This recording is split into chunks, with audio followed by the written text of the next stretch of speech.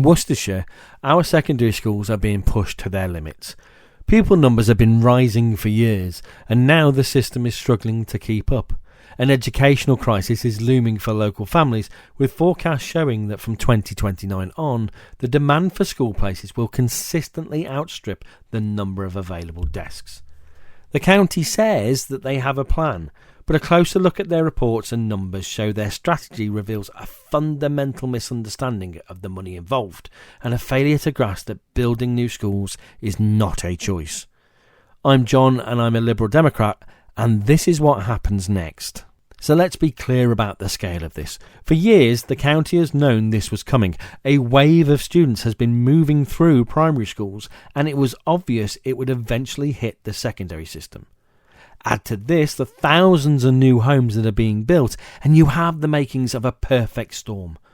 The county has failed to allocate future capacity for major developments like the 10,000 home Worcestershire Parkway Newtown, or the sheer level of house building being planned for Bromsgrove and the Wyre Forest district.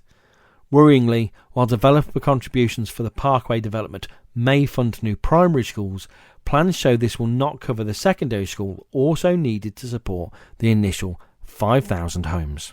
Any small increases in capacity from temporary fixes will be overwhelmed by these housing developments. The county has a legal duty to ensure there are enough school places for every child. They have to build new secondary schools. There isn't another choice.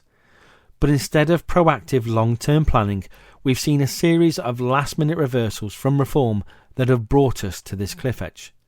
For families across Worcestershire, this isn't just about numbers on a spreadsheet. This is about their children's future. It's about the stress of not knowing if your child will get a place at a local school. It's about the quality of education suffering in overcrowded classrooms with strained facilities, or kids spending between 2 and 3 hours a day on buses. To understand how we got here, we have to look at the county's original grand plan, a brand new 600-place secondary school on Newtown Road in Worcester. First approved back in 2021 under the former Conservative administration, it was supposed to be the definitive answer to the capacity crisis. It went through the planning process and a sponsor was even chosen to run it. It was the big infrastructure solution everyone was waiting for. But then the plan fell apart. The costs began to spiral, climbing to a staggering £63.3 million. The opening date was pushed back again and again, and finally, in a cabinet meeting in the summer of 2025, the new Reform administration at the county described the new school as the least likely option to pursue, with officials stating that the massive borrowing required would jeopardise the county's entire education capital programme. After years of promises, the flagship project was dead in the water. It was a decision celebrated by the Reform administration as cutting waste and saving money, but one rooted in a failure to accept that new schools are an absolute necessity. Reform have been accused of having no plans and delivering nothing locally. Now they could say that they had actually done something. So in other words, Reform had chosen performative politics over children's education. So with the grand plan in ruins and a student surge on the doorstep, what's the county's new strategy? It's a two-part emergency fix that's more of a patch-up job. First, they plan to permanently expand 3 existing schools in Worcestershire, and secondly, they will bus children out of Worcester to 2 schools in Malvern, which will also be expanded. Let's call this what it is, an admission of short-sighted failure. The Cabinet Member for Education has openly admitted that under this plan, some Worcester City pupils will not be able to access secondary education in their home locality. And this isn't a new issue. Some children from Pershore are already taking bus journeys of up to an hour to get to their schools. And as someone who has travelled over an hour every day to school myself, I can honestly say, it sucks. But the administration's claims are being challenged. Liberal Democrats have been arguing for invest-to-save measures for months. At a recent Scrutiny meeting, Councillor Dan Boatwright-Green openly fact-checked officers and Reform Cabinet members using information from local planning officers to undermine their claims. Conservatives like Karen May are also showing alternative ways in how the school provision can be funded. Together, they argued that if you build a school on a child's doorstep, you don't have to spend a fortune busing them over an hour away.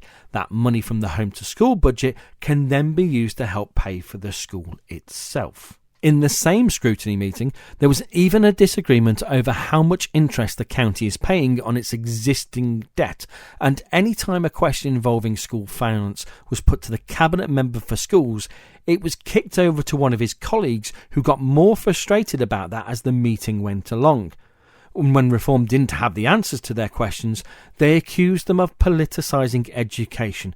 Committee Chair Seb James made several comments from his position, highlighting the absurdity of some of the replies from the Cabinet member for schools.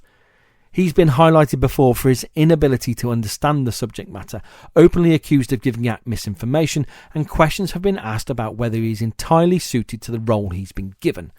But as Reform can't fill all their committee spaces, he's probably the best of a bad bunch. Meanwhile, a debate rages over the now available County Hall site. Some councillors want to sell it off to plug budget gaps, while others are asking why it can't be used for the school that we have no choice but to build, a school that they are now showing can in fact be paid for. It's in an ideal position, with good access to the road network, close enough to the parkway developments, and the cost can be recovered in less than 5 years from a reduction in the home to school transport budget, amongst other areas. Over £4 million has already been spent on the County Hall site in planning costs and other fees. Whilst it stands, it continues to cost money, a topic I will cover in a future video. This is a story of poor planning and a failure to grasp the basic reality that we have to build secondary schools. The county now finds itself in a financial corner, looking to sell off valuable public land while claiming it can't afford essential infrastructure, even as councillors show them how it can be done. They're right to ask, where's the strategy? Fixing this isn't just about finding places for 2026 or 27, it's about the next decade, especially with huge housing developments in Parkway, Bromsgrove and the Wyre Forest on the horizon. Busing children to Malvern and cramming more students into already full schools isn't a strategy. It's a surrender to financial mismanagement. It's a sticking plaster that will be ripped off the moment families from these new homes arrive. Our families and our children deserve better than a sticking plaster over a crisis. They deserve a plan that puts their future first. If you believe Worcestershire deserves a real plan for its schools, share this video so more people understand what's going on and what's at stake.